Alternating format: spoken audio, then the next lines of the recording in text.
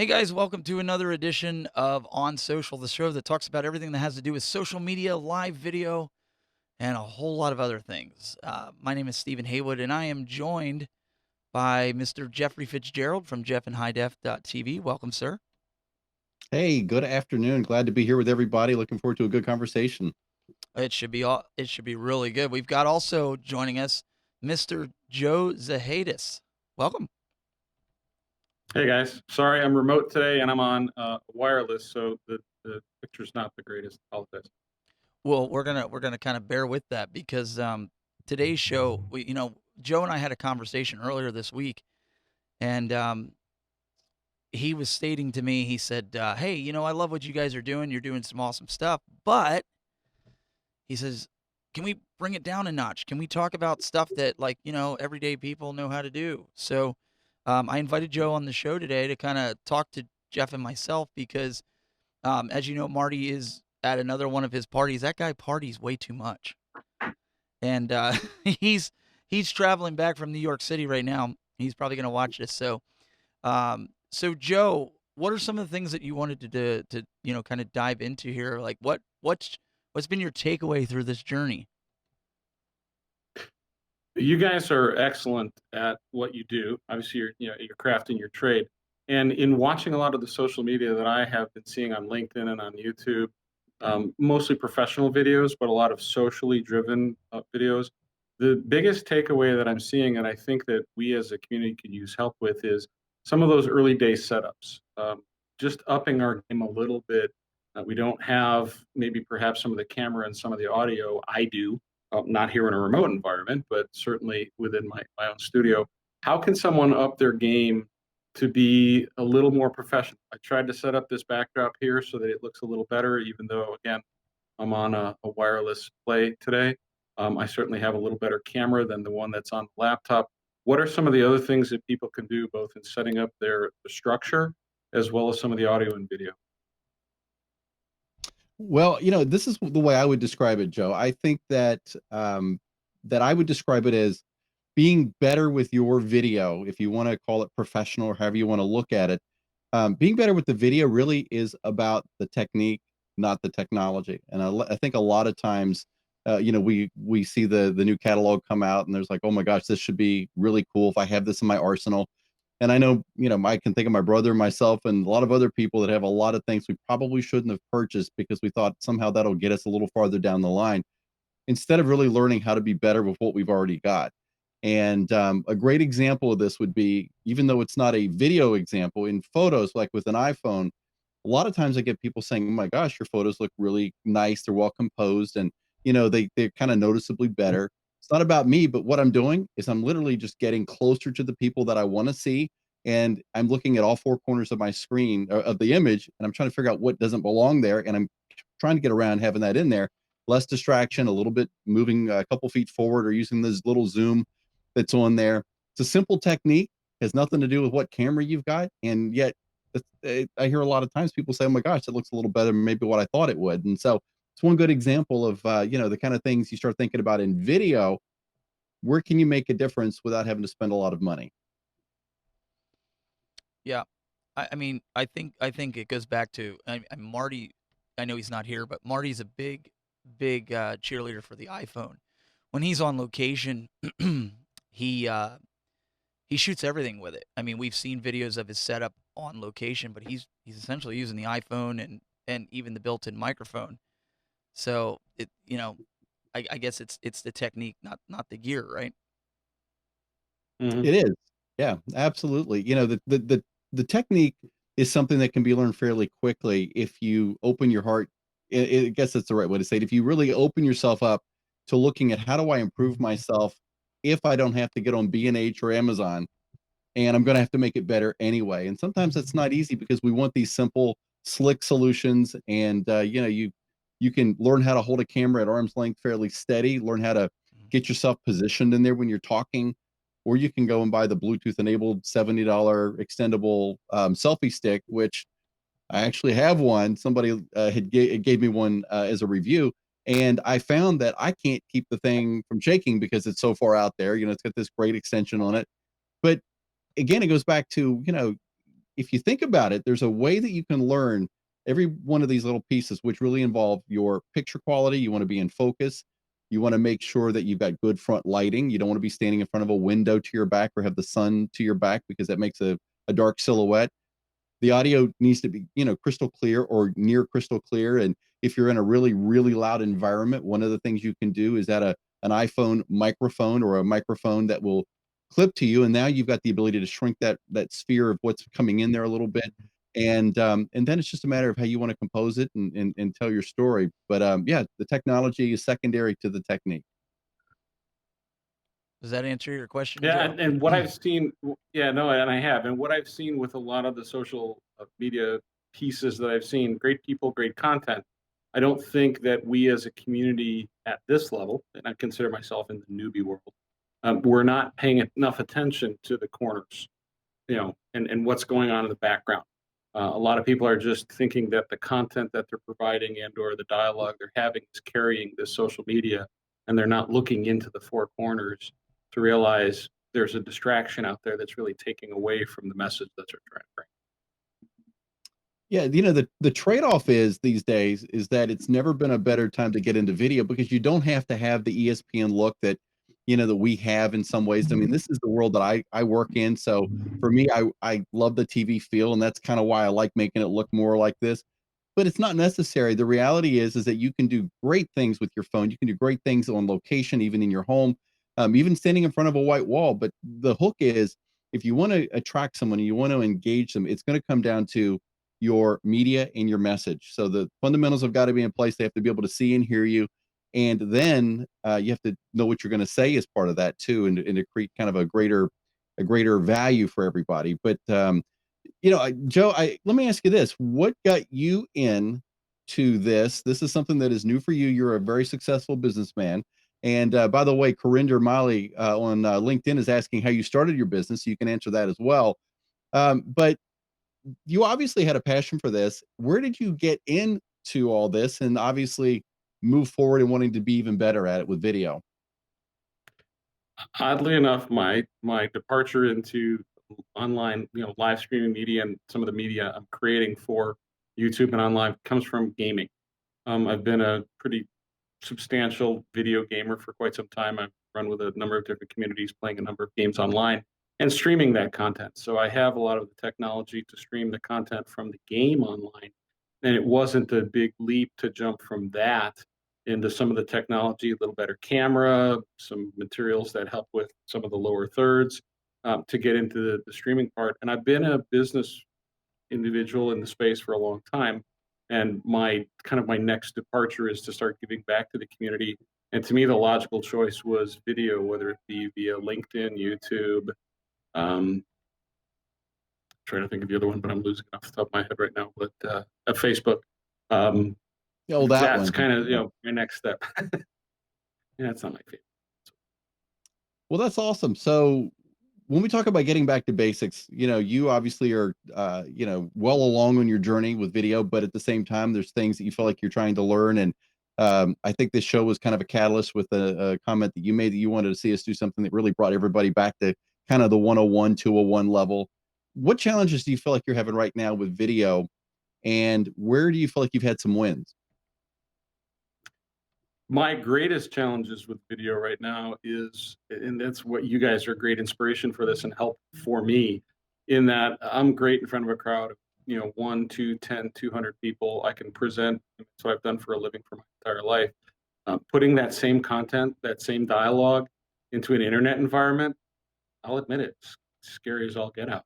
And that is probably my greatest challenge, is just not, it's getting over that hurdle to say, I'm going to get online with Stephen and Jeff, and I'm going to talk, and we're going to have a dialogue, and I'm not That's going to worry right. about it. That for me has been the biggest.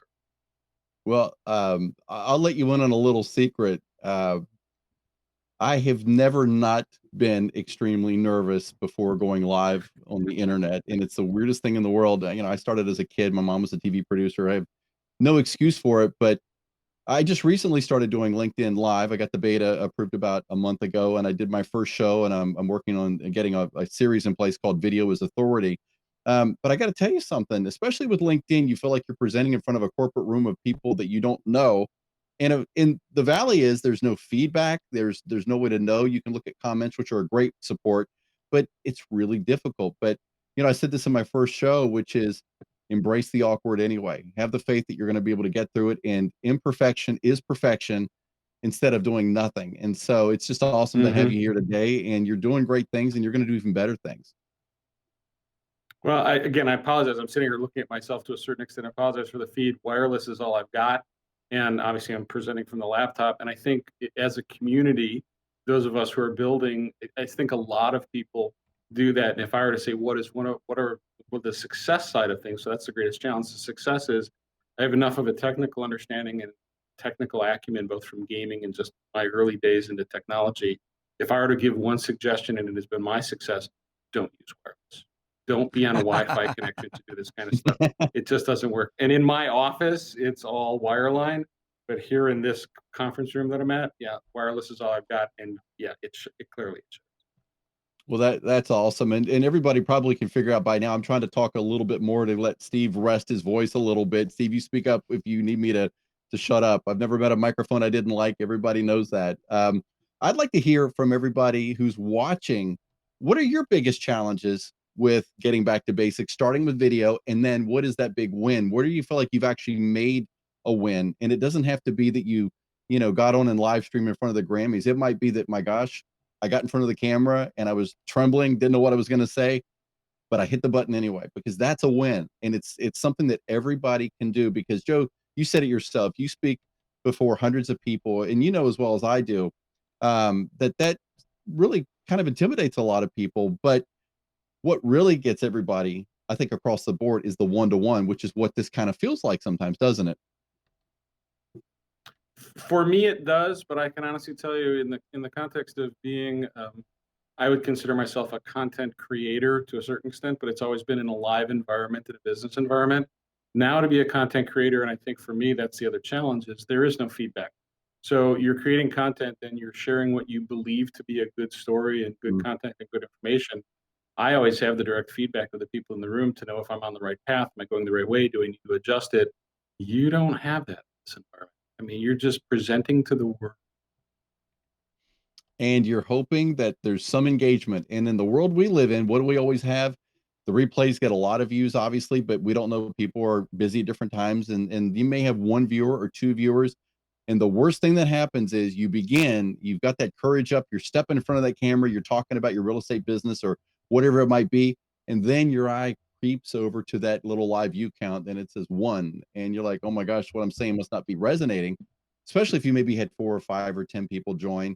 But you can't do that though, right? Because that's not the metric we go by, because that's not where you get your validation, is that live view count. Steve, I'm sure you would agree with that. You've got more followers than anybody. You've been doing this longer than a lot of folks. How did you overcome that in the beginning where it felt like you weren't really sure people were going to resonate with what you were putting out there?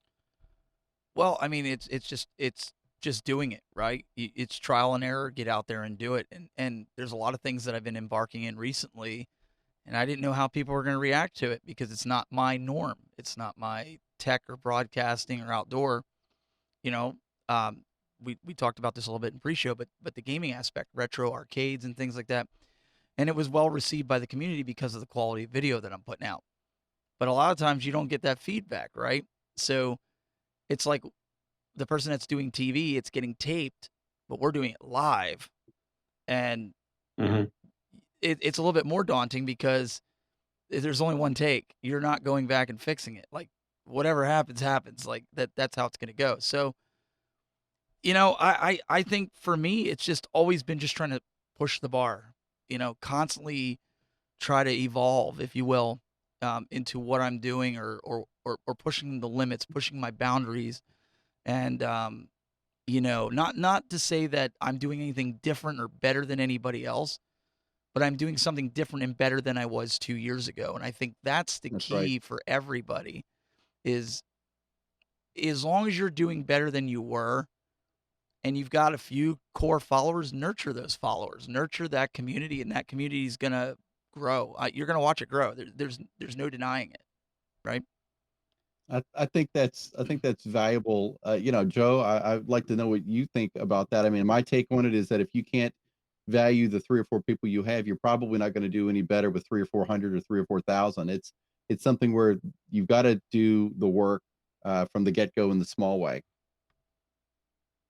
Well, I can tell you from my even from my gaming streaming, I do not have a lot of followers, and actually, my streaming was initially built not even for any followers. It was just something I wanted to do because it's fun. And it's kind of fun to put that stuff out there. There are a number in the community that have a lot of followers, and they put out a lot of, I would say, good, some not so good video content. And it was just something I wanted to do. And I have a few followers, and it's fun for me. And I continue to push it out there. I continue to stream. Some of it I record. I'm obviously recording more now. But my streaming started just purely to please myself and just to put it out there. And I picked up a few followers, and it's fun. And you get feedback from them, and it's a hoot to hear what people have to say. But yeah, the original intent was not even about followers. It was just something I wanted to do. Well, you said something there that I think is really important, and it is that, you're having fun with it. Something you were familiar with. You weren't doing it to gain followers. Steve, I probably would suspect you're in the same vein. You had a passion for something to begin with, which usually means you've been in it enough to kind of either be a pseudo expert or you know enough you feel comfortable talking about. And so that's one of the real rules for content, right? Is to be able to speak to something that you're well versed in, that you feel comfortable about speaking, and that will open that door up to be more comfortable because now you don't feel like I'm grasping for words and what do I think and how do I do this? I know Jeremy on LinkedIn says, not having content and not just for now, but for the further engagement is the biggest hurdle. And that's really true, Steve. How did you work through that hurdle? How did you get through wondering, number one, what is everybody going to like? And then you put something out, you get marginal engagement on it. Well, what do you do? Do you keep going down that road or you do something different? So I'll use the example that the new stuff that I've been doing is with the retro arcades, and I started doing videos on this brand new one that just came out, and I like to think of my specialty, and this isn't me tooting my own horn, it's just feedback that I've gotten, is I'm a very analytical person when it comes to doing tutorials. Like, I get down to the nuts and bolts. I take you through step by step of what you need to do. So if there's a certain new firmware that comes out with this internet connected arcade game, I take people through the setup steps that may not be tech savvy, where you're setting up a remote server on your local network to stream a Steam game completely over your own network into a cabinet and use the controls to do that. The companies actually have been reaching out because of the videos that I've been doing, and the hurdle is, what do I do next? And usually these types of things, come up. These types of things is, how do I create content where people are going to learn from it? I'm not at the point where I think you said earlier, where, like, okay, if I get 10,000 subscribers based off that, my goal is, like you said, I love doing this, and if it's helping people, then I've achieved my goal. And I think the content speaks for itself because people are coming back, and the numbers are going up because Mhm. people are benefiting from the content that I'm creating. Whether it's as highly produced as this, because sometimes I have to use a cell phone because I got to get inside the back of the cabinet, the content's still there. So I think just understanding your audience and the niche that you're in is going to help you get over that hurdle. That's just my opinion, anyways. Yeah, no, and I would agree with that. I think that you you illustrate it perfectly, Steve, which content is always going to be above production, while production still needs to be solid, right? I mean, that's the thing. You can be solid with a phone as well as you can be with anything else. Um, and it's I think it's one of the real challenges that a lot of people have is trying to figure out, what when we use the word content, it's a container, it's a variable. That could mean a million things to a million different people. How do you when you look at content in terms of getting back to basics, Joe or Steve, what do you think about? Are you just being authentic to yourself? And if I like it, I think maybe other people would like it, or is it more strategic and innovative? Well, I'll take it first. From my perspective and the content that I've been building and developing to push out, you have to break it down, certainly in an internet environment, into bite-sized chunks. And when I look at some of the content I'm even building and scripting out, and the topic ideas I'm coming up with, I've got to break it down into smaller bite-sized pieces because there's just too much to get into one place at one time. So that's the first piece for me. And beyond that, it's just doing it. I will say that in my personal take, right now, live is a lot easier than videotaping it because I can't even tell you how many retakes some of these take just to get what I want down in a way that I feel is going to be impactful and have some takeaway for people that it's being built for. There is, it's funny you say that about live because that's actually, I think, the best way to learn. It sounds like in some ways, hey, I'll do the recordings until I feel confident enough, and that works for a lot of folks. But if you can actually push the button and get in front of a video camera and speak to this netherworld called the internet, and you're done, at least you can wipe your brow and say, you know what, for this week, whether it was great or whether it was not so great, I got through it and I did it. And that's a feather in your cap, and it's a mark that you don't have, you'll never lose there. And it's also, I think, symbolic of stepping out and trusting that what you're putting out is good enough. Because I in the home studio here, I over the last 2 years, I produced about 100 shows here for one company. It was online news for business. It was an internal company with multi campuses, and I had the leisure of saying I'm going to record it over if I didn't like it. And I would think in my head I made like 8 or 9 mistakes, do it again, same thing, same thing. 2 hours later, I would look at what I had done in the beginning and the end, and there were minor differences, but nothing significant. And I think in some ways, if you can get yourself into the mode of I'm going to go live, I'm going to again embrace the awkward, go back to the basics, do the right things the right way in the beginning, you're probably going to find that you would never have had to do anything different anyway, because we judge ourselves harsher, I think, than other people do. I No, would agree with that. yeah, I agree with that. Before we go on, I'll give Jeff a chance to rest here for a second. I do want to take this opportunity. As you guys know, Telestream has been really generous in allowing us to produce this show and come on here and do this. And one of the things that they've done for us, well, I should say for you guys, the audience, is they've given us an opportunity to give you guys a discount code. If you guys head on over to telestream.net and you can use the code on social 10. That's on social, the number 10. You can get 10% off your Wirecast software. You've heard us talk about it. We're talking about basics. There's Wirecast Studio, Wirecast Pro. So this code is only good for Wirecast Studio or Pro because Wirecast 1 is the basic version. It's very inexpensive as it is. But if you want to take it to the next level and you want to get in here and Joe, this is even something that you can use on the road. This is something that's great. I know, Jeff, you're using it right now for your video presentations, presenting it to us. We're using it here in the studio. This is a great way that you guys can step up your game. And, hey, it's a great deal, 10% off. So we want to thank the folks over at Telestream for offering that and giving us the ability to share that with the folks.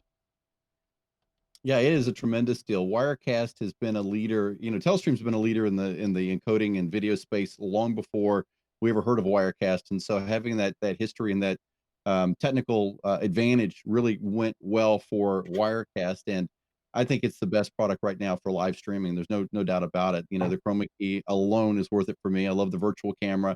There's a number of advantages, and it just depends on what you're wanting to do. Wirecast one is single camera. You can get started at a really low buy-in, but yet you'll learn all the things you need to learn, that when you want to grow, you've got the ability to move right on into Wirecast Studio or Wirecast Pro. And then when you're a champ, you can have the Wirecast gear and go out and do basketball and make yourself Chris Berman with ESPN and have a lot of fun. So, Oh, it's awesome. It's awesome. So, Joe, did you be? We're coming up quick here at the end of the half hour here. We got about 5 minutes left. Do you have any other things that you want to throw out there for folks to, for the basics? Yeah, there's probably about a million additional questions, but that certainly starts up. If I were to throw one out for just as an idea, even for next time, or even to lead off and start talking about it now, one of the things you guys have leaned on, and I think it's one that we could all have as a takeaway, and I'm certainly working on a regular basis, is the audio component of whatever you're doing, live or recorded. That's kind of a key piece, and I think going back to basics. And now I'm using the microphone that's on the laptop right now because that seems to be providing the best audio in the setup the way it is. I would ask that question: what's one up from base grade? We all have XLR microphones. There's studio grade stuff. You can put a lot of money into a sound board. There's a lot of places you could take that. But I think it was Marty that talked in one of the earlier shows about a dynamic microphone. Kind of I would expound on that. What can people do? What at the newbie level can kind of up that just from base? Well, you said it. I think the reality is, and this is something that we don't talk about a lot, at least not overtly. But the reality is that there's industry standard products that have always been part of broadcast in the AV world, and then there's this new vein of consumer driven USB devices and great microphones. The Yetis come to mind. But if you really want to move beyond, what you can find at Best Buy, it would involve getting yourself something like a $200 Mackie mixer, a little portable 8-channel mixer, um, and getting a microphone like a Heel PR40. I don't know, Steve, is that what you're using right now? Yeah. Yeah, these microphones are absolutely incredible, and they're more affordable than some of the bigger microphones.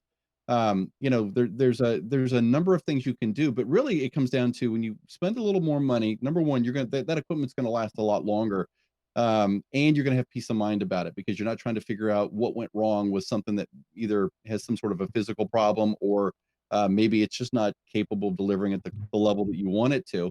And I mean, I can attest to that. I have two Shure SM7 microphones that I bought in 1999 that I still use today. And that Shure was only replaced in here about 2 months ago because they had the opportunity to get an Electro Voice RE27, which is one of the fabulous radio mics at a really good price. But I didn't have to replace it because of failure. So that $350 I spent in 1999 is still working for me today.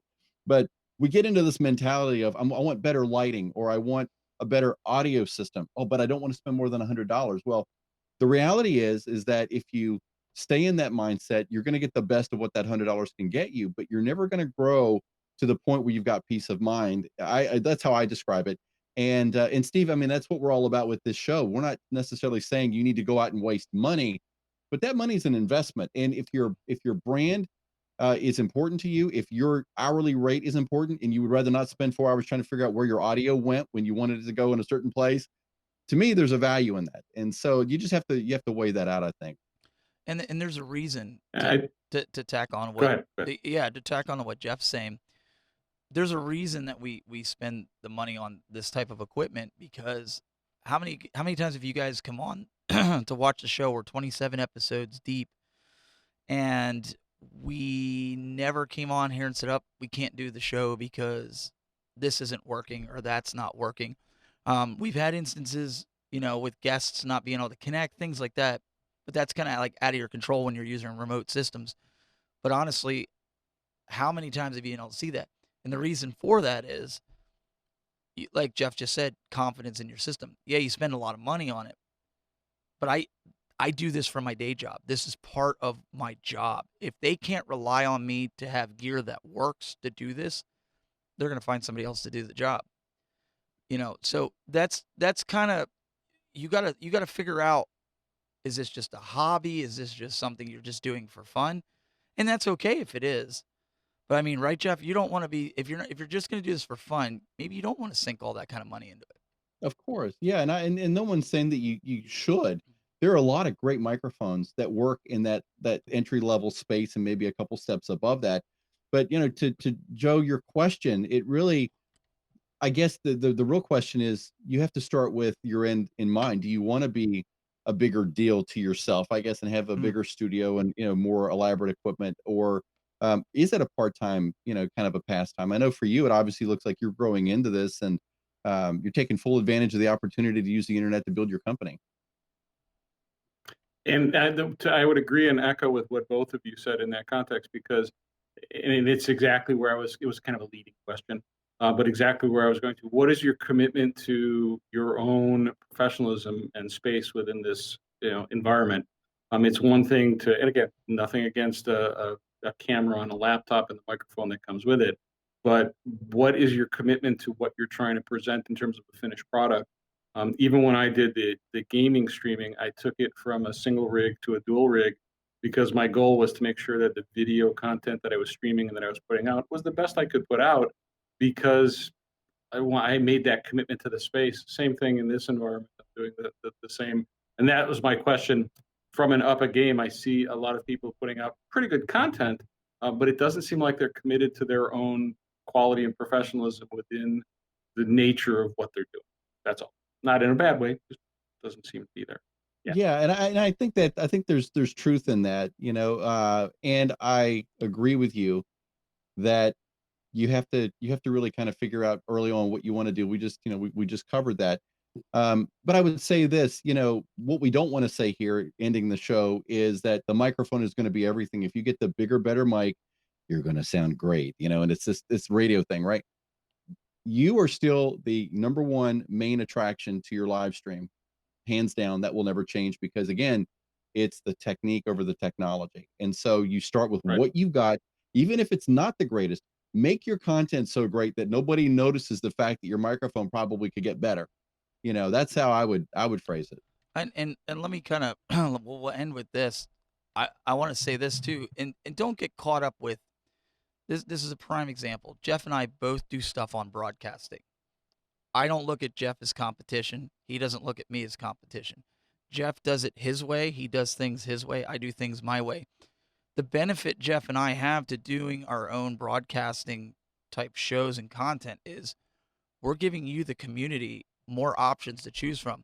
You might like Jeff's way of doing things better than you like mine, but you like mine because you like my personality. You like the way I deliver things. And maybe there's some things that you pull out that you go, man, that's really cool. If I do it the way Jeff was talking about and I take what Steven was saying and I put it together, man, that's going to be killer.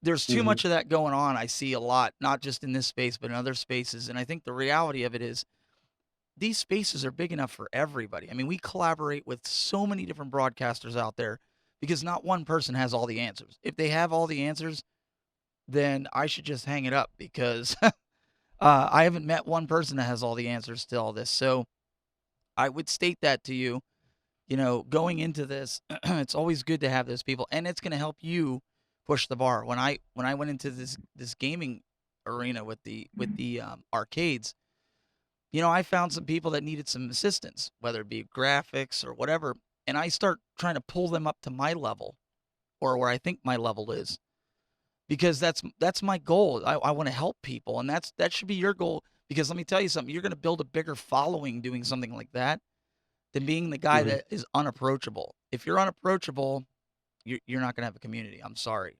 Jeff, do you want to follow that up? Yeah, no, I think that's exactly right, and I think this actually goes hand in hand with a comment on Facebook. Lindsay Badger said that it would be great if I could get through what I want to say without a gazillion ums and ahs. It would be a good day. And you know what the reality is? Without those ums and ahs, it becomes almost so plastic that people can't relate. And that's something that I feel like anybody who's coming from a professional side, you almost have to unlearn how to try to be that news guy, right? It's like, you're very postured and everything. You kind of pay. It's almost like leave that all beside. The ums and ahs are fine because that's conversation. It's what you're saying, not how you're saying it 9 times out of 10. And so, Lindsay, I think you're probably doing a lot better than you think you are. So I shouldn't be muting every time I have to cough here because it's more organic. Is that what you're saying? Well, if we start the own social health channel, yes, that would be great. We'll have to get And then Lee we'll put the Kelso. lab test up. That would make a great game show. We'll have to get Lee Kelso on for that one. Yes. Well, you know what? Listen, guys, I really appreciate everybody coming out. And I know I didn't say this at the beginning of the show, but I got hit with the flu last week, lost my voice on Monday, and I'd say it's probably 75-80% back. I still got this nasty cough, and I've spared you all from hearing that. I've got my little mute button. But I do want to give a special thanks to Jeff for taking the reins today, really driving the train today, and getting this show rolling with the questions that Joe had. So thank you so much, Jeff. I really appreciate that. Oh, no worries. I mean, you're the one that makes this thing happen, and even with being sick, he's the one directing this whole thing. So, shout out to our main producer here. Also, want to thank Mr. Joe Zahaitis from coming on here and giving us a whole mess of really cool questions and things to think about, and even a structure going forward, Joe, of what we can do with content. Really appreciate that. Thanks. Appreciate everything you guys do. Really enjoy being a part of it. Awesome, awesome. And guys, thank you so much for tuning in. I do want to let you know next week, because it's Thanksgiving. Obviously, we usually do the show on a Thursday. Next week, it's going to be on a Wednesday. So mark your calendars. If you have any questions as far as the Discord chat, see Joe. He'll get you taken care of in there and get everything situated. But next week, Wednesday, 2 p.m. Eastern. Here we'll have On Social episode number 28. And I believe Marty will be back. The whole crew will be back next week. So we really appreciate everybody tuning in and hanging out with us here. And we'll see you all next week. Have a good one.